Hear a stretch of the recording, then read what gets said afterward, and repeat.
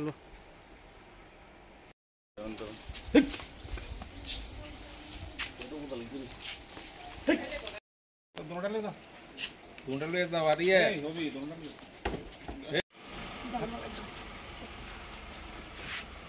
গতকাল আমাদের মধুপুর থানাতে গোপন সংবাদ আসে যে বিকেলের দিকে দুজন সন্দেহভাজন লোক দুটো গরু নিয়ে বর্ডারের দিকে যাচ্ছে। সাথে সাথে খবর পেয়ে আমরা ঘটনাস্থলে যাই এবং দুজন ব্যক্তিকে আটক করি গরু সহ।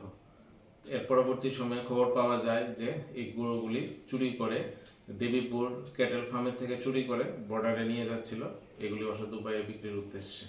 সাথে সাথে থানাতে আনা হয় তাদের এবং অ্যারেস্ট করা হয় এবং এই বিষয়ে একটি ওই ক্যাটেল ফার্মের যে ম্যানেজার গৌরব যাদব উনি এজাহার দেন এবং কেস রেজিস্ট্রেশন হয় থানাতে। তাদেরকে কোন জায়গা থেকে গ্রেপ্তার করছেন? তাদেরকে গ্রেপ্তার করেছি দেবীপুরের কাছে, বর্ডারের কাছে, জঙ্গলের মধ্যে। তাদের নাম?